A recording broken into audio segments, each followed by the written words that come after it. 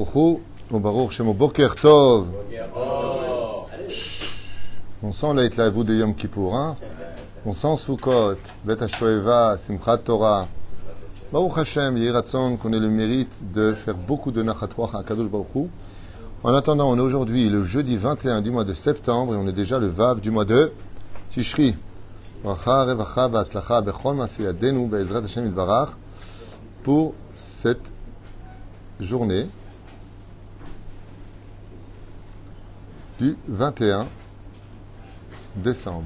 Alors, je suis racheté ce matin pour l'élévation de l'âme de Moshe ben Esther, de la part de son épouse Esther Malka Bat Miriam, une longue vie, Bezrat Hashem, Alma Vesrim Shana pour elle, et aussi de la part de ses enfants, Eliane, Jacques, David et Myriam, à qui on souhaite tous les bonheurs du monde. Yeshuot Venechamot, Bracha Ba'atzlacha, Bezrat Hashem Yitbarach, Kol Asher Yifnu Yaskilu V'yatzlichu Be'atzlacha Rabba Bechol Ma'aseh Yedehem. Yehi Ratzon v'nomar Amen. Yehi Ratzon que le mérite de cette étude Yaled Nishmato Sicha Shel Moshe ben Esther, de la part de son épouse. Oufren, on pensera à l'élévation de l'âme de Gisèle Mazal Bat Zipora, Liane Sasa Bat Chnina, Fresh ben Fortuné, Patzra Edet Bat Zeira, Shona René Bat Suzanne Shoshana, Vechen Avraham ben Fortuné, Ruach Hashem Tenachena Megan Aiden, Vechen Hashem Atov, Elef Alfa Avdalim, Achlama Meira Obriou Tetana, pour tous les malades d'Israël, Bichlala Moratimi, Sarata le Petrat Miriam, Yana ben Esther, Ruchama Esther Bat Rivka ben Simon, Jonik ben Zeira, Meir ben Rutzufan, Sarah Bat Satia, leurs enfants, Joël Miriam, Bat Sarah, Nasir Rachel, Bat Silvet Gezala, Hayat Vora Bat Esther, Vechen, Mazal Tov Ivlin, Bat Alice, Mishpachat ben Shabbat, Chaya Sophie Bat Sheva Bat Chava, Abraham ben Phoebe, Evelyn Rivka Bat Sarah Zeriv, Shoshana Bat Hana, David Ishai ben Yehuda, Vechen Ishai, Avraham ben Sarah, Rachel Yafa bat Chava, Vechol Chole, Vecholot Israël, Vechol Atar Ve'atar, Vechen Yehi Ratzon, Venomar Amen, Yeshuot Venechamot, et bien sûr une grande Atzlacha Valvacha, Bechol Ma'aseh Yedechem, Taskilu Tatsuchu V'tarvichu, sur tous vos chemins, Leman Shemo Be'ahava. On va parler aujourd'hui de l'introspection justement à propos de la fête de Yom Kippourim, pour lequel nous avons intérêt à nous remettre en question sur les valeurs minimales de ce que la Torah attend de nous, ce qu'on fait d'ailleurs dans les Tachanunim. Alors, Bémet, il y a l'introspection à l'échelle humaine, c'est-à-dire, sommes-nous des bonnes personnes ou pas? Avons-nous un bon cœur ou pas? Chez l'Ak de la Méode. Est-ce qu'on a vraiment un bon cœur? Et même si on a un bon cœur, est-ce que ce bon cœur est bien orienté? Est-ce qu'on ne le dirigerait pas vers des fois des choses qu'on n'aurait pas dû faire ou des choses qui nous ont porté un grand préjudice par rapport à ce cœur pour lequel j'ai fait beaucoup de shiurim pour ceux qui veulent revenir en arrière et les regarder, car la Torah est éternelle, donc elle n'appartient pas ni au passé ni au futur. Nous avons intérêt, à cadrer les sentiments du cœur qui peuvent nous mener à de grandes erreurs si il n'est pas cadré. Qu'est-ce qu'on appelle un cœur cadré? J'avais expliqué dans un shiur très important que je vous conseille de revoir et re-revoir, c'est quand il est dirigé par le cerveau. Quand le cérébral dirige les sentiments du cœur, comme une espèce de policier qui dit qui passe pas à la circulation, alors tu peux être certain que ton cœur est dans la bonne orientation. Souvent on fait des choses aveuglées par les sentiments du cœur, et quand on est réveillé par le choc émotionnel de nos erreurs, eh bien c'est l'intellect qui nous dit qu'est-ce que tu as été bête. Ça s'appelle avoir un bon cœur tant que mon cerveau le dirige. Si Chaz Veshalom, c'est mon cœur qui dirige mon cerveau, alors sur ce, vous connaissez tous que si l'amour rend aveugle, le mariage rend la vue. En d'autres termes, les événements nous amèneront à reconnaître nos erreurs. Et c'est pour cela que Be'ezrat Hashem Yitbarach, les sentiments du cœur sont extrêmement importants à contrôler. Il faut contrôler ces sentiments pour être certain de bel et bien agir. Comme quelqu'un hier avec qui je m'entretenais à propos d'une relation, et je lui ai dit, regarde, si on suit ton cœur, alors ça peut le faire. Mais si on suit l'intellect, je ne te conseille pas. Une autre personne avec qui je me suis entretenu hier soir, d'ailleurs en face de moi, à propos d'un shidour, et je lui ai dit, si tu suis ton cœur et ton intellect, ça peut le faire. Donc je lui ai dit, Mazel Tov. C'est pas forcément comme l'un et comme l'autre. C'est pareil pour l'éducation. À force de vouloir tout donner à nos enfants parce qu'on les aime, on peut les perdre. Il faut aimer ses enfants de façon naturelle, mais avec un côté cérébral pour leur éducation. C'est là. Oufraïn, il y a la relation entre l'homme et son prochain, shiur que j'ai réservé parce qu'il a été demandé, très important à écouter aussi, mais peut-être que je ferai aujourd'hui, demain, je ne sais pas quand. Mais en tout cas, quoi qu'il advienne, très important de retenir que la relation entre l'homme et son prochain est très importante. Une phrase sur ce sujet-là que je veux dire maintenant. On pense très souvent qu'on est bécédère entre les uns et les autres. La question, c'est pas toi qui peux le dire si tu es bécédère ou pas. Lama, parce que la Gemara nous dit qui Adam Karov Leatzmo. On a toujours des circonstances atténuantes pour lesquelles on va justifier nos défauts. Le seul qui peut dire si vraiment tu es bien ou pas, c'est les autres. Je répète, le miroir de ceux qui te regardent peut définir si tu es quelqu'un de bien ou pas. C'est-à-dire Hitler, par exemple, il marche chez Movzichlo, pour lui, il était très bien. Comme il est dit dans Mein Kampf. Cool. Lui, il est bien avec lui-même, dans ses mauvaises odeurs et ses mauvaises idées. Mais demander à toutes ses victimes si c'était une bonne personne, non. Donc quand on veut savoir si on est bien ou pas, il faut demander aux autres qu'est-ce qu'ils pensent eux de nous. C'est pour ça d'ailleurs que dans... moi j'ai beaucoup de minagim que j'ai inventés et qui sont dangereux, mais s'ils sont cadrés, ils sont très positifs. Par exemple, à table de Rosh Hashanah, que Dieu bénisse mon épouse parce que vraiment... Elle a fait vraiment un marathon de repas avec en tout 100 personnes pendant tout Rosh Hashanah qui sont venues à la maison, 25 à peu près par repas. Et vraiment kol hakavod. Et moi, j'ai un mina comme ça de faire un tour de table. Et bien entendu, comme c'était Rosh Hashanah, de prendre la parole en disant à chacun l'une des qualités que j'ai remarquées chez lui. Donc à Rosh Hashanah, c'est surtout pas le règlement de compte. Alors toi, justement, tu es trop kamtsan, tu es trop ceci. Non, c'est pas du tout le jour et c'est jamais le jour. Les gens ont besoin d'être remontés, pas déçus. Ils connaissent leurs défauts et de le leur rappeler n'est pas forcément intelligent, sauf si tu as la manière, la compréhension et la pédagogie de le faire. Sinon, tais-toi, c'est mieux. Tu vas plus détruire qu'autre chose. Par contre, quand tu élèves quelqu'un de son niveau médiocre et que tu relèves une qualité chez lui, tu l'encourages à devenir meilleur. C'est pour ça que vous savez tous que dans les couples, une des choses que on ne supporte plus aujourd'hui, plus du tout, dû à malheureusement à un côté émotif complètement nerveux. Donc on n'écoute même pas ce que l'autre a à nous dire qu'on lui rentre déjà dedans, alors qu'il voulait simplement nous dire qu'il avait besoin de nous, de sa racole et qu'on n'a pas été bécédère parce qu'il n'a pas pu compter sur nous. C'est pas compliqué. Comme hier, j'ai eu un shlambaït très sympathique, de gens que j'aime bien. Et non, avant, l'autre. Parce que j'ai eu plusieurs shlambaït hier à régler, mais un qui était très sympathique, où la femme se plaignait que son mari aille boire une bière avec son copain au lieu de venir l'aider à coucher et laver les enfants. J'ai dû expliquer au mari qu'en réalité, ce n'est pas le fait de venir l'aider goufa, de coucher les enfants. Elle n'a pas besoin de toi. Demain, tu quittes ce monde, t'as une vie, les enfants seront lavés tous les soirs et seront mis au lit. C'est tout simplement que pour elle, ce qui la dérange, c'est que quand elle a besoin de toi, SOS Société, nous sommes là pour vous aider. Elle t'appelle parce qu'elle est fatiguée. Tu préfères passer du temps avec un ami que de passer du temps avec elle. Ce n'est pas la cible de laver les enfants qui est visée. C'est ta conduite vis-à-vis d'elle. Je ne suis pas ta priorité. C'est-à-dire que tu es capable de boire et de rigoler pendant que moi, je suis en train de t'attendre et de peiner. Alors, il a compris le message. Et il m'a dit, alors ça s'explique comment? Je lui ai dit simplement parce qu'elle t'aime trop, parce qu'elle a tout mis sur toi, parce qu'elle espère en toi, et que toi, tu lui fais comprendre que tu peux vivre sans elle. Et la femme répond à ce moment-là, c'est exactement ce que je ressens. Je lui dis, Vadaï, Dvarim Brourim. Et nous, on est bêtes, on ne voit pas les cibles. Après, la relation entre l'un et l'autre va se traduire par une phrase. Donc, j'en ferai un très important chiour que je vous conseille de voir quand j'en sais rien. Mais ce qui est sûr, c'est que c'est proche sur, avant Kippour donc. Pourquoi? Parce qu'il faut absolument déterminer que si je pense que je suis bien, eh bien, qu'est-ce que pense l'autre? Vous savez quelle est la première personne au monde qui peut te dire vraiment qui tu es? C'est ton épouse et ton mari. C'est-à-dire, si tu penses que tu es une femme superbe, demande à ton mari. Si tu penses que tu es une personne superbe, demande à ta femme. Pourquoi? Parce qu'on est toujours vitrine et boutique. À l'extérieur, on fait toujours le beau. À l'intérieur, on pète, on rote, on critique. Voilà, on se la joue, quoi. Il faut être droit. C'est-à-dire, ce qu'on ne fera pas à l'extérieur, même si ça paraît un peu vulgaire à entendre dans vos oreilles, on le fait à la maison. Donc, qui es-tu vraiment? Il n'y a que ta femme qui peut le savoir. Il n'y a que les murs de ta maison qui peuvent te dire vraiment qui tu es. Dehors, tu es en train de complimenter, tu rentres chez toi, tu n'arrêtes pas de critiquer. Si les gens savaient ce qu'on raconte dans les maisons, plus personne ne se parlerait. Tu quittes une personne dehors, ouais, t'es mon pote et tout ça. Tu rentres chez toi, de toute façon, ils sont tous jaloux. Je comprends pas, tu as dit que c'est ton pote. Akadosh déteste ces gens-là. Sois Toho Kevaro. T'es pas obligé de dire t'es mon pote.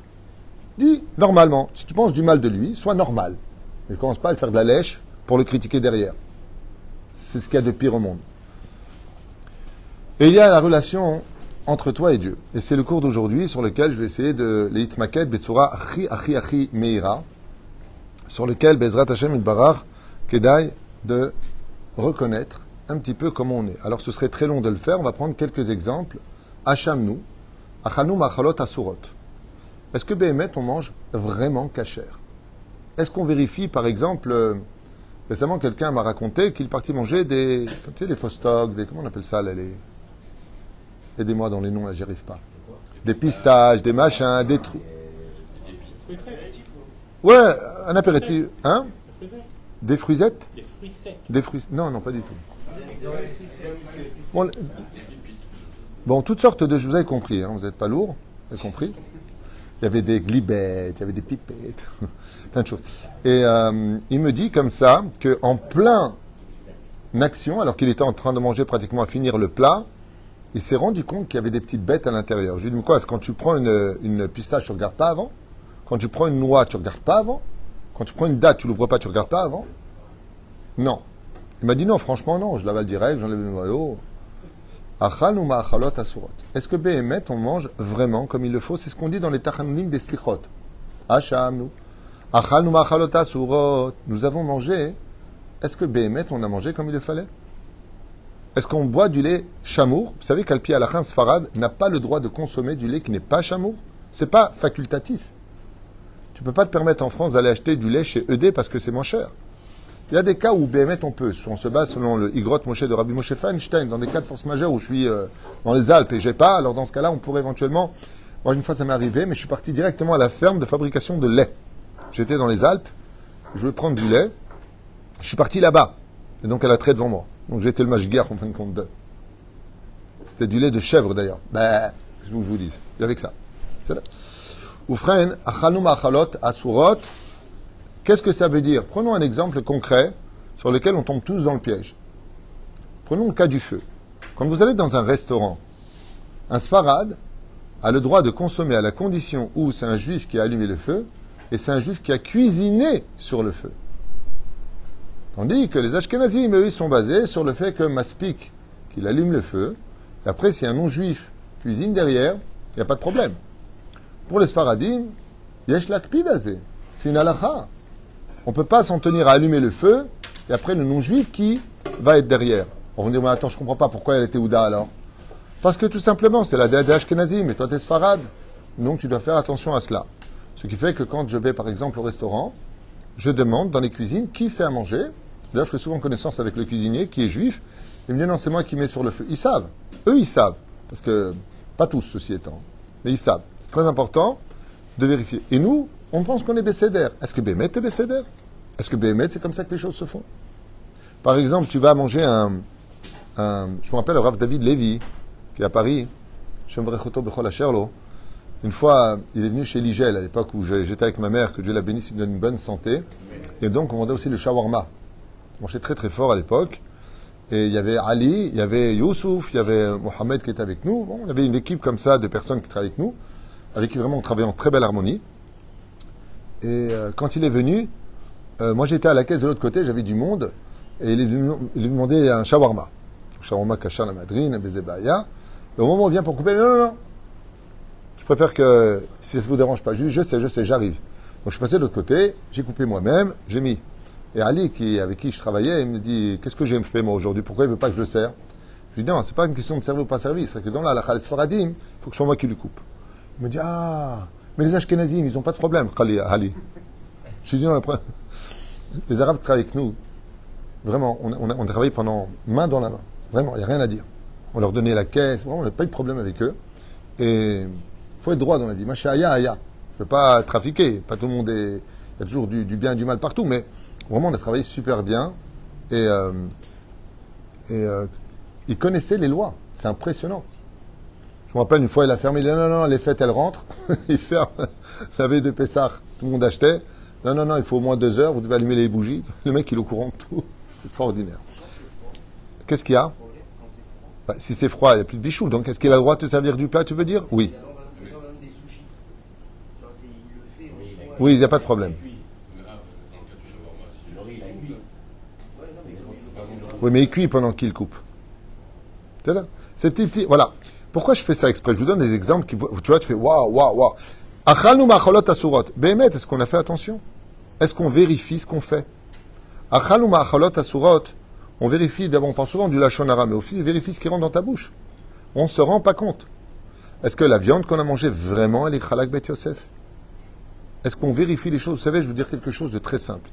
En ce qui concerne la cache-route, c'est pas compliqué. Vous avez déjà acheté un diamant? Non, pas toi, c'est sûr. Non, Daniel, j'ai pas dit est-ce que tu as volé un diamant, est-ce que tu as acheté un diamant? Vous avez remarqué, quand on achète un diamant, on demande si c'est A, B, C, D, E, F, combien il y a de carats. Il dit, quand tu achètes un diamant, tu te renseignes beaucoup sur ce que tu vas investir. La nourriture nous fait vivre. C'est pas un diamant ne fait pas vivre. Il fait briller un doigt, mais il ne fait pas vivre. Et la reine, en ce qui concerne la cache-route, on doit être aussi minutieux que comme tu recherches un diamant. C'est du même niveau. Tout comme tu recherches un diamant, cherche ta cache-route. Quelle manie? Est-ce qu'on pourrait aller avec la majorité dans une ville principalement ashkénaze, on débarque et on n'a pas d'autre moyen que de manger S'il n'y a pas d'autre moyen, si vraiment il n'y a pas. Moi, par exemple, j'ai eu ce problème. Alors, je vais vous choquer un petit peu. Moi, j'ai eu ce problème parce que tous mes rendez-vous en France, c'est le restaurant. C'est le seul moment où les gens que je dois rencontrer sont libres. Et en France, ils allument le feu seulement. Et j'ai eu une autorisation spéciale de mon rave qui m'a permis. Il m'a dit, dans ton cas, à toi, étant donné que, alors, assez les rave, mon rave, c'est pas n'importe qui non plus, c'est un posek, c'est un moréora, c'est un gaon en Torah. Donc, quelqu'un m'a posé la question qui était mon rave. Alors, il s'appelle Rabbi Ari Garbian. Il est Armon Anassiv, c'est le grand rabbin de Armon Anassiv, Rosh Kolel, de Aureliaou. Vechen Adzader, pour ceux qui veulent aller le voir, vous pouvez vous renseigner. Vechen, moi j'ai eu un éther spécial par rapport à ma situation de l'élève brera, sinon comment je fais? C'est pareil pour les salades. Parce que Béhémet, on a vérifié, moi ça m'est arrivé une fois à l'hôtel, ils m'ont confirmé que c'était Gush Katif, je vous affirme, je ne vous mens pas, c'était à Eilat. Ils m'ont confirmé que c'était du Gush Katif qui donnait, j'ai dit il n'y a pas de problème. Je rentre dans les cuisines, je vérifie dans la poubelle, discrètement, sans... et je vois salade tout à fait normale. Donc je sors dehors et je préviens tout le monde, les salades ne sont pas du Gush Katif. On vérifie et il y avait des verres. C'est là. Achanu machalot asurot. Bagadnu, bitalnu toratecha. Quelle est la plus grande trahison que nous puissions, chas vechalila vechas, infliger au Créateur du monde? Bagadnu, c'est de ne pas étudier la Torah. Ça veut dire que si quelqu'un pense qu'il est bien et qu'il pense, parce qu'il est gentil, parce qu'il est doux, parce qu'il ne fait pas de mal à personne, chez Eda, que s'il n'étudie pas la Torah, Katouv, Bagadnu, tu as trahi Hachem. Tu as un titre de traître, parce que la Torah qui t'a été donnée au Sinaï pour que tu sortes du pays d'Égypte et vivre en Israël, c'était la condition de l'étude de la Torah. Ce qui fait que si tu n'étudies pas la Torah, Bagadnu, Bitalnu Toratecha. Trahir la parole du roi est considéré comme étant un défaut de haut niveau. Dibarnu doufi velachonara, donc on l'a déjà dit tout à l'heure, ce sont les gens qui te montrent patte blanche, alors que de l'autre côté, ils te critiquent avec un cœur sombre. Dibarnu echad bapé ve echad balev, nous avons un langage différent au niveau du cœur que celui qui est sur nos lèvres. Ça s'appelle l'hypocrisie. Dieu veut la diplomatie, mais Dieu déteste l'hypocrisie. On n'a pas le droit d'être hypocrite. Alors quelqu'un un jour m'a dit, alors tu vois pourquoi je reste fâché? Je préfère ne pas être hypocrite. Je dis, il y a mieux que d'être fâché et de ne pas être hypocrite. C'est de faire la paix. Tu vois? C'est comme quelqu'un un jour m'a dit, tu préfères ça ou ça? Je lui dis les deux. Il m'a dit, d'accord. C'était du poulet et de la viande. Je dis, je veux bien des deux. Pourquoi tu me dis ou ça ou ça? C'est où je suis hypocrite, ou je lui dis mes cas de vérité. Il y a mieux à faire. Fais la paix. C'est ça? Oufren.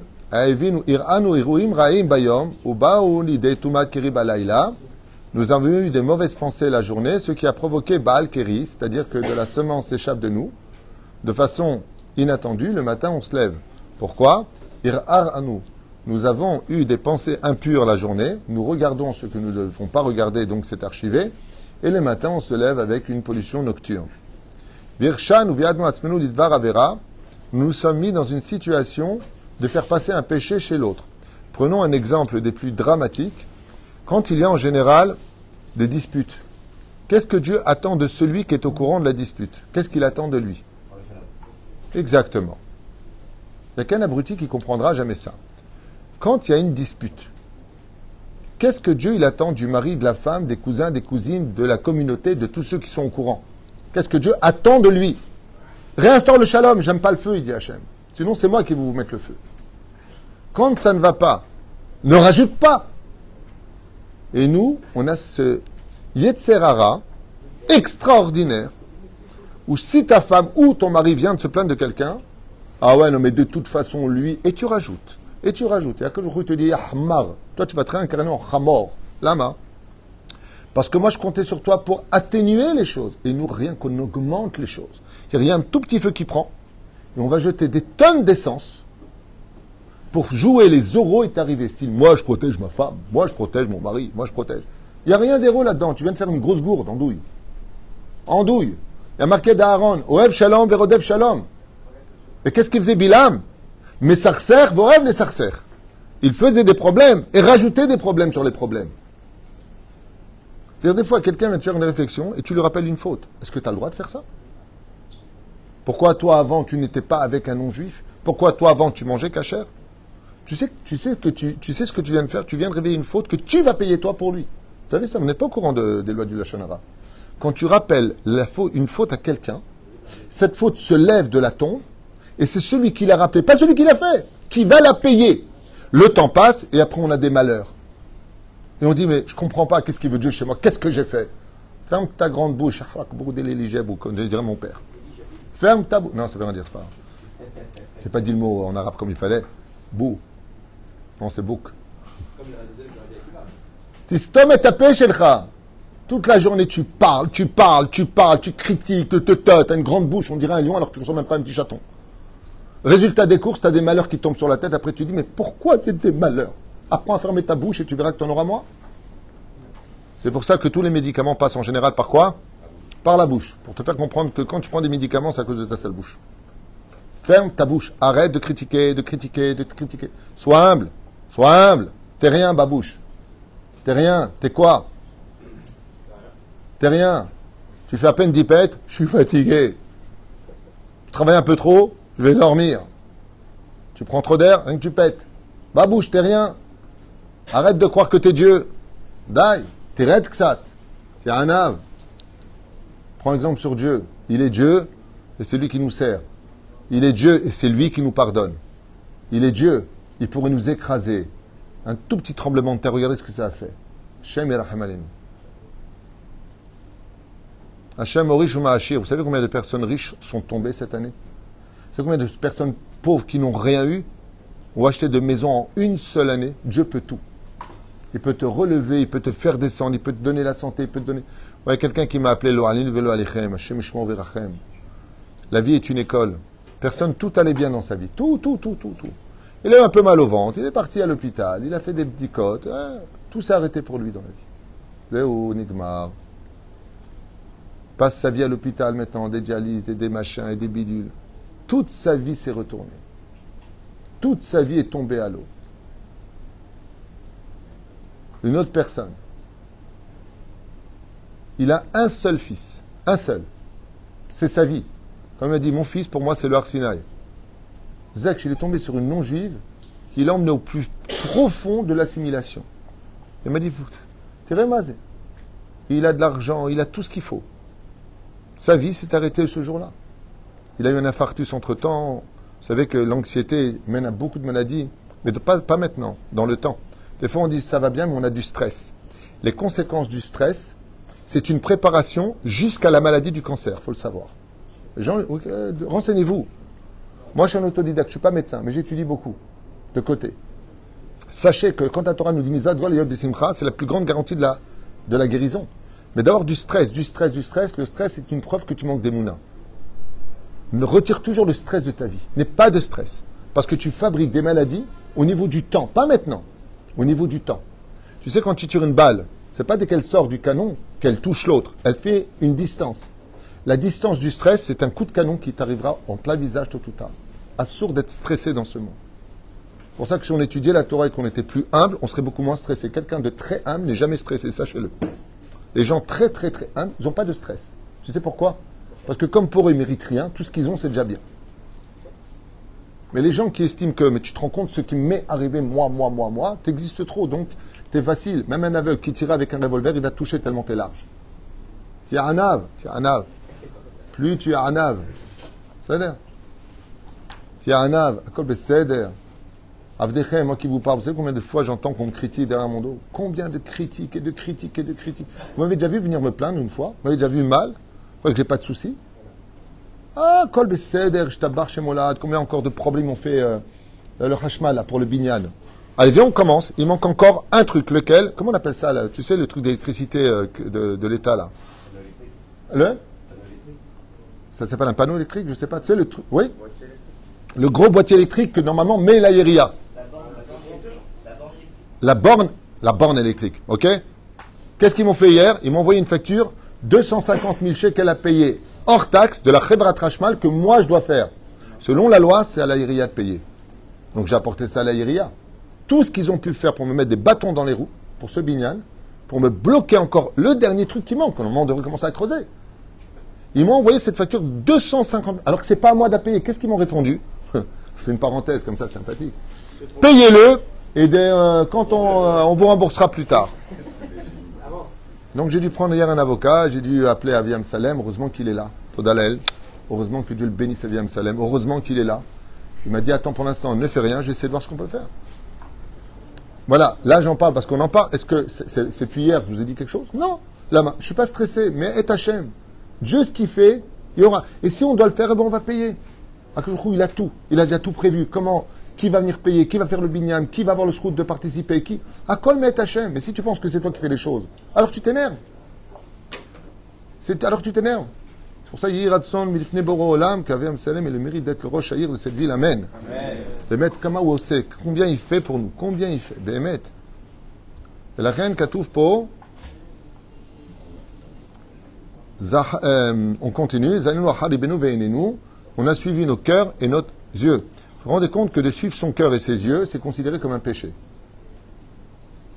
Ça veut dire que on se laisse très souvent guider par les sentiments du cœur qui sont empreints de bonté et de colère, et nos yeux sont trompeurs. En d'autres termes, avant de suivre ton cœur et tes yeux, va demander aux gens concernés à qui tu en veux. 2 et 2, ça fait combien? C'est aussi bête que ça. Je viens de voir Abraham et je te dis, tu sais ce qu'il a dit Shimon sur toi? Est-ce que tu as le droit de recevoir ce que je viens de te dire? Pourtant, c'est moi qui te parle, tu devrais me faire confiance, je mens jamais. Ok? Donc moi, je te pose une question. Je viens te voir et je te dis, Abraham, Shimon, il pense que toi, tu es ceci et cela. Qu'est-ce que tu as le devoir de faire normalement? Pourtant, je suis ton rave. Tu vas me remettre en question, tu n'as pas le droit. D'accord? Alors tu peux m'expliquer pourquoi quand Akadosh Baruch Hu, il dit à Moshe Rabbeinu, Dieu dit à Moshe Rabbeinu, descends car ils sont fautés, ils ont fait la faute du veau d'or. Qu'est-ce que fait Moshe? Il prend le table en disant, ok, ça c'est toi qui le dis. Moi, je n'ai pas vérifié. Et c'est pour ça que quand il descend, la Torah vient nous dire que c'est quoi ces voix que j'entends jusqu'à ce qu'il ait vu. Vous vous rendez compte que Dieu, pas le Rav, il dit à Moshe, descends car ton peuple a fauté. Et Moshe il dit, ça c'est toi qui le dis, j'ai pas vu. Il suit ni ses yeux ni son cœur.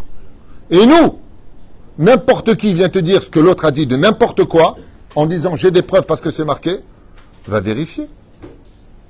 Même si tu as des preuves, tu dois les vérifier. Tu as le devoir de vérifier. Vous savez pourquoi le roi David n'a pas eu le mérite de construire le Beth Amikdash? 2 raisons sont données. La première, ses mains étaient pleines de sang parce qu'il a fait des guerres. Et la deuxième, parce qu'il a pris de Méphibosheth. Sur Méphibosheth, il a accepté du Lachon Hara sur Méphibosheth sans vérifier. Akadosh Baruch Hu lui a dit, puisque tu n'as pas appelé Méphibosheth, qui était tzaddik, tu ne l'as pas appelé pour vérifier, ton royaume sera divisé. Vous savez que la royauté appartient à la tribu de Yehuda, du roi David. Boum, et pas de sel. Shtaim, pourquoi? Shtaim, c'est la langue du serpent. Parce que tu as accepté du Lachon Hara sans prendre le téléphone et aller vérifier. Normalement, ce qu'aurait dû faire le roi David, d'ailleurs sur ça, il a écrit beaucoup de télim sur le Lachon Hara, parce qu'il a commis cette erreur fatale. Mais la reine, quand on te dit du mal de quelqu'un, les bonnes arolamim, arrêtez de le prendre pour compte. Va vérifier. Vous savez combien les pervers narcissiques se régalent de ça, de diviser pour mieux régner? Ils racontent n'importe quoi, ils inventent, et les gens, ils prennent et ils croient. Mais n'oubliez pas un détail. À force de suivre votre yeux et votre cœur, les seuls perdants, ce seront toujours vous-même. Parce qu'à la fin, non seulement tout se paye, mais de qui plus est, cette avéra-là, elle est presque irrécupérable. Donc la reine, ne prenez jamais pour compte. T'as vu ce qu'il a dit ton client? T'es trop cher, t'es trop ceci. Prends, dis-moi, à ce qui paraît, je suis trop cher, là, pourquoi t'as acheté chez moi? Moi, j'ai dit ça. J'ai dit par contre qu'en ayant acheté chez toi, j'ai trouvé Dafka juste après un tout petit peu moins cher, mais c'était pas la même qualité. L'autre, qu'est-ce qu'il a dit? Il a dit que c'était trop cher. C'est pas du tout ce qu'il a dit. Vérifiez avant. Vérifiez avant. Et des fois, tu vas tomber sur des gens qui vont dire, oui, je l'ai dit, je vais te dire pourquoi je l'ai dit. Et à la fin, celui qui a écouté, il dit, t'as raison, je m'excuse. Il n'y a pas de fumée sans feu. Avant qu'il y ait des discussions, parce que quand on discute et qu'on écoute l'autre, alors on peut se fâcher, mais on fait la paix après parce qu'on s'est expliqué. Mais nous, qu'est-ce qu'on fait? On condamne. Je viens plus, je parle plus, je donne plus. Et j'ai bleed. T'es né pathétique, t'es né comme ça. Je serai le plus lourd de l'année. Tu vas gagner à la fin. La reine Bezrat Hashem, Shiniske, liot beaucoup plus transparent. Et eux, de toujours prendre tout pour compte comme des abrutis. Et Ratzon, Shiniske, l'arzor bichouva. Et c'est ce qu'on dit ici. Hamas nous, Hamad nous, Tafanu Sheker Mirma. Combien de fois on a menti au téléphone? Combien de fois? Regardez ce qu'il y a marqué. Tafal nous, Milchon téléphone. Tafal nous. Sheker Mirma. On a arnaqué des gens, c'est marqué ici. Et le mec, il allait qui parlait, tzitzit, il fait shaharit mincha, vitra shira benutam, il arnaque des gens. Et il dit, comment tu es toi? Je suis génial, moi. Allô, katouf po. Katouf po. Tu arnaques des gens et tu dis que t'es bien? Tu arnaques des gens, tu mens aux gens et tu dis que t'es bien? T'es pas bien. Fais tchouva là-dessus, parce que si tu penses que t'es bien, jamais tu feras tchouva, parce que pour toi t'es bien. Moi, fais-moi plaisir, je te pose juste une question, je finirai avec ça, parce que la vraie m'attend de commencer leur chiot. Va demander à ceux que t'as arnaqué si t'es quelqu'un de bien. C'est tout. Si ils te disent, tu m'as volé 50 000 euros, franchement, t'es un tzaddik, alors t'es un tzaddik. Mais je crois pas. J'imagine pas, je sais pas. Hein. J'imagine pas ces personnes qui ont été arnaquées, juifs comme non juifs, bien sûr, qui vont te dire, waouh, quel chassid. Ils te souhaitent la mort, les mecs. Toutes leurs économies qu'ils ont mis de côté, tu leur as pris. En plus, avec des arguments, mais tellement nazes. C'est pour venger l'argent de la Shoah. Alors moi, il y a quelqu'un un jour qui m'a dit ça. Je lui dis, waouh, c'est pour venger. Donc tout l'argent que tu as pris à ces personnes qui, eux, par contre, sont les que petits-fils ou les fils de ceux qui nous ont fait du mal, par exemple. En plus, là, tu n'as même pas la liste, mais c'est pas grave. Imaginons que Zorro est arrivé. Donc les 50 000 euros que tu as volé à un pauvre non-juif qui a mis toutes ses économies de côté, tu l'as donné aux victimes de la Shoah, alors. Ah non, je suis en boîte, je suis parti à Ibiza. Alors je comprends pas, Zorro est arrivé au nom, donc tu te sers non seulement du vol pour arnaquer des gens, et tu te sers de 6 millions de morts pour justifier ta conscience. T'as dit, à Taritsini, vous savez ce qu'il m'a répondu, ce monsieur? Il m'a répondu, waouh, j'avais jamais vu les choses comme ça. Je lui ai dit, bonne rencontre. Hein. T'as dit, à Taritsini, t'es sérieux? T'aimerais, toi, qu'on t'appelle et qu'on t'arnaque? Tu sais quelle tâche tu fais au sein du peuple d'Israël? Vous savez, en France, pourquoi on a tellement de problèmes avec les banques? Vous savez pourquoi aujourd'hui on a tellement de problèmes? Vous savez que Israël, c'est devenu le QG des voleurs pour l'Europe?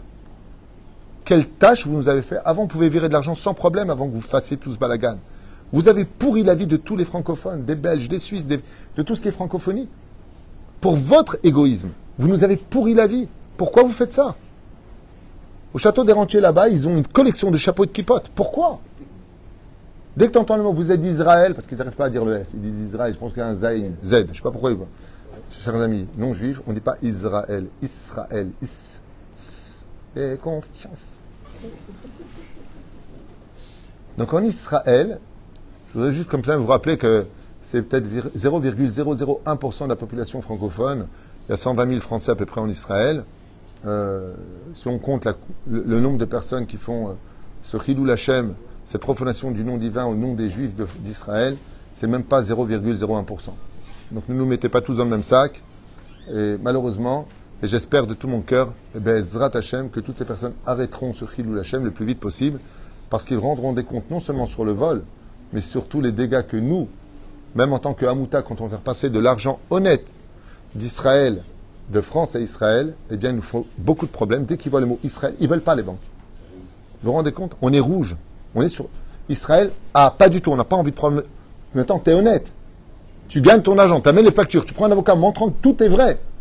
On n'a pas envie d'avoir des problèmes avec vous, les Juifs. Il y a quelques années, on était des victimes, maintenant on est devenus des bourreaux. Tarzor Bichouva, mamie. C'est pour ça que Kippour existe, pour que tu te remettes en question et vis-à-vis de Dieu, et vis-à-vis du prochain, et vis-à-vis de toi-même. Ne crois pas dans ton introspection que tu peux passer outre. Sinon, tes slichot, ça ne veut rien dire. C'est juste des récitations qui te donnent bonne conscience. Tu ressembles à quelqu'un qui verse des pièces en or dans un sac complètement troué pour lequel, quand tu repartiras après Kippour, ton sac est complètement vide. Bouche le fond pour que quand tu mets tes pièces à l'intérieur, tu repartes avec de vraies valeurs après Yom Kippourim. Baruch Adonai Leolam. Amen. Amen.